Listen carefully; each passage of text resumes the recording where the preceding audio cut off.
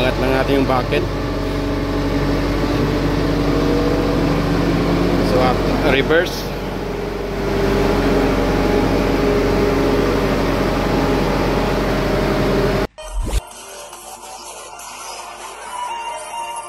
Her TV vlog tay.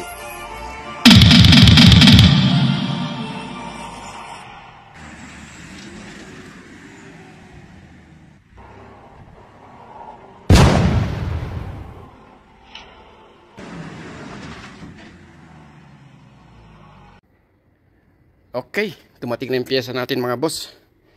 Itong skid loader na 2460. Ayan. Ang tagal ng in-order ko to. Ang hirap mag-order ng pyesa nito. Ang tagal dumating. So, sa bagay, ay ko pang pending dyan trabaho. Ayan. Bali 2015 model ito mga boss. Yun, 2022 model. So halos parehas lang yan. Ayan. Okay. So dumating na yung pyesa natin. Ayan. Sayang hindi ko na save yung unang video nito. Hindi ko na restore nung pag-delete ko. Kasi yung email ko kasi naghahang na. Ito mga kan, punong-puno na ang storage. Kaya hindi ko na napasama ko dun sa delete na yung video nitong una. Kasi ang problema nito mga boss, nung video una, ang problema nito. So pag ginalaw mo yung joystick sa taas, yan, nakaangat yan. Pag ginalaw mo yung joystick nya, so biglang bibigwas. Biglang siyang bibigwas, ang lakas. So delikado. Kaya binuksan ko to yung PAM una. So nandun sa video yun, kaso lang hindi ko na save. Na overhaul ko tong PAM. Binaba ko yung PAM nya, main PAM. So doon may nakita kong basag. Yun ang dahilan na pagkabigwas nya pag ginalaw mo yung joystick. Kaya in-overhaul ko. Yun, pagkatapos ng in-overhaul ko, so gumana siya, okay man. Nag forward reverse siya, kaso lang pag ginamit mo na yung cutter, kasi ang project kasi namin mga nagbubutas ng ano, naghihiwa ng kalsada, underground cable. So yun ang project namin, puro underground cable sa mga syudad, sa mga daan. So yun ang ginagawa namin. Yan ang tulad niya, no? Trencher. So yan ang nagpuputol. So hindi pwede yung, kaya ako pinalitan ko yung valve. Kasi habang nagpuputol sila, so umiiwas dahan-dahan. Hindi stable. Pag ganito. Ito. Pag pinorward nila yan, explain ko na lang sa inyo. Pag pinorward nila yan, so yung transfer hindi diretso ang takbo. So umiiwas siya. Kaya nasisira yung cutter nila, yung pagputol nila. Kaya yun ang in-order ko, yung valve. Kaso ang tagal dumating. Yan. Pag i-forward mo or reverse, so kusang umiiwas. Kaya hindi pwede talaga. Yan.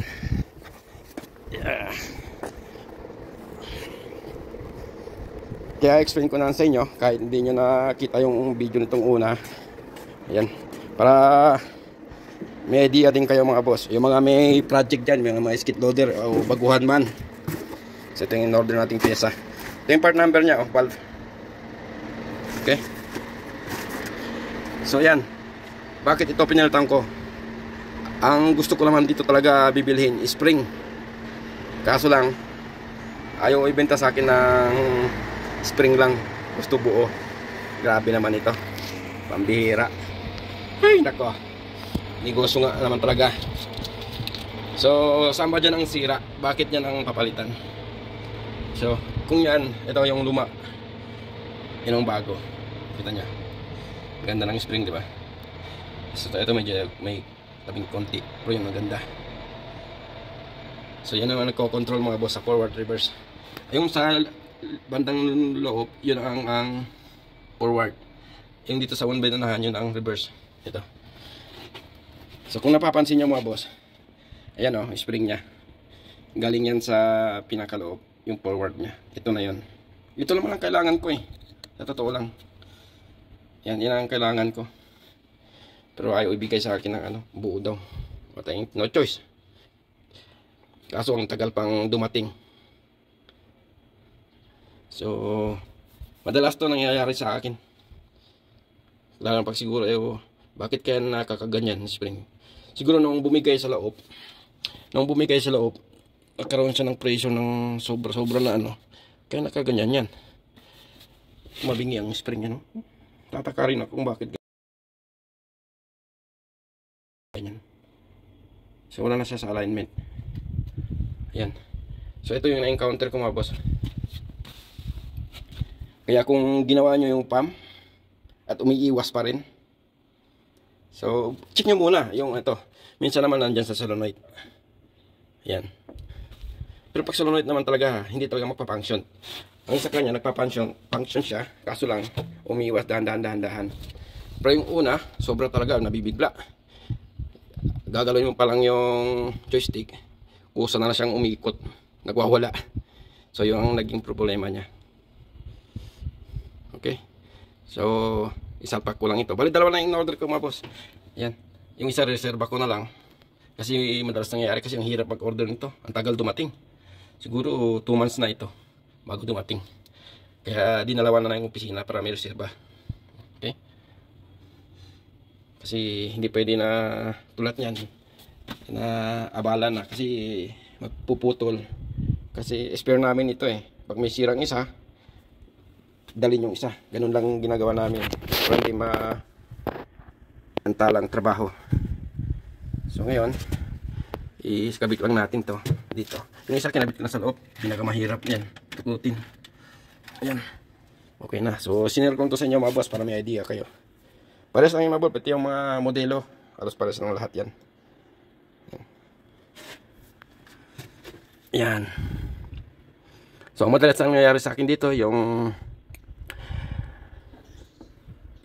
sa ano na plastic, yung coupling sa gitna, madalas na nauubos yun. Yun ang madalas nasisira dito sa itong skid loader. Tapos yung eto, pump sa loob, yung loob nya, yung piston yan, madalas talaga nasisira. Ito bihira, kwanto? Nakailang kwan pa lang ako dito. Siguro pangatlo na ito na encounter ko. Hindi gaano, pero ang madalas masira yung coupling talaga kasi forsado lagi. Tapos yung loob, mga piston nya. Ayan. Yan ang na-encounter ko lang madalas dito. Tapos mga electrical, yun lang. Ayan. So yan ang mga boss. So sinare ko lang ko sa inyo mga boss para may idea kayo mga boss. Lalo na sa mga may project dyan. Ayan. Okay. So check lang natin ito mga boss. So kumpleto na lahat ito. So ito naputol pa. Tagal lang standby ito. Bendumi oh. So ngayon iti-testing natin. So naibaba na yung cabin nya. Ilagay na natin yung valve. So ngayon i-check natin mga boss kung kumakabit pa ba yung pag forward at saka reverse. So malalaman natin yan. So bali yung likod bago yon. Yun talagang pinaka malala.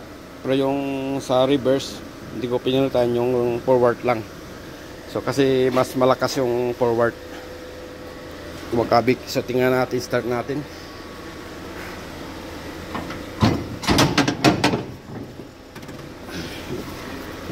Okay.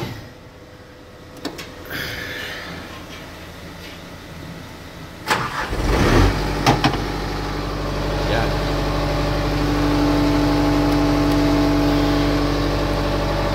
Angat lang natin yung bucket. So reverse.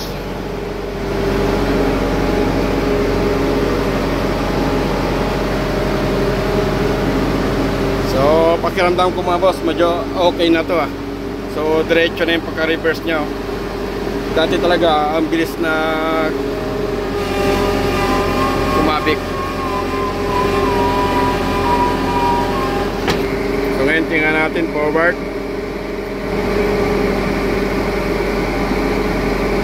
So ang ganda na.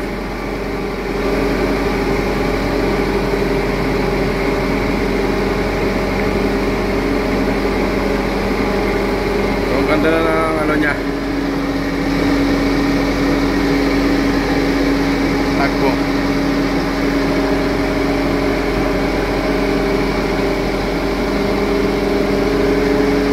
Reverse.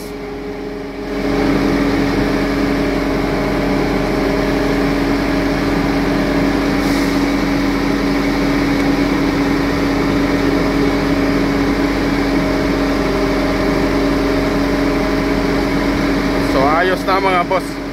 Diretso na siya. Hindi na siya na kumakabig.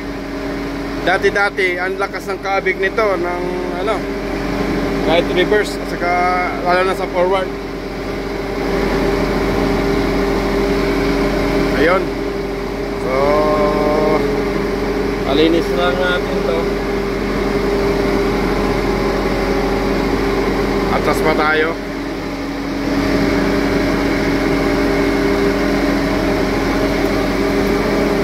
Okay na. So maganda na yung takbo niya.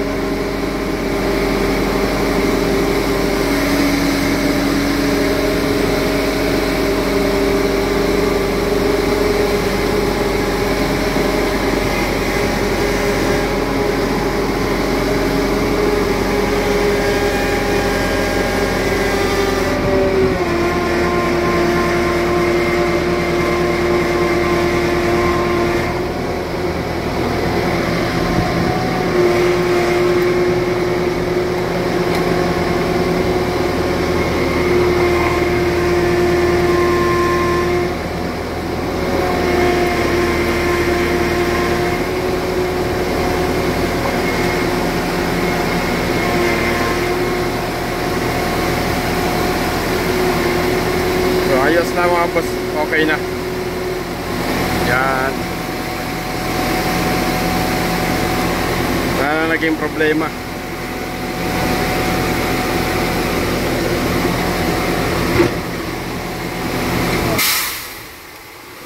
Ayos. So check lang natin kung anong kulang. So may mga tools pa doon sa ilalim. Ito yung lock, di pa nalagay. So linisan muna natin to para makita. Pero ayos na mga boss. Inantaga naging problema yung spring ng valve. Pero bago na lahat yan. Pinalitan ng bago lahat.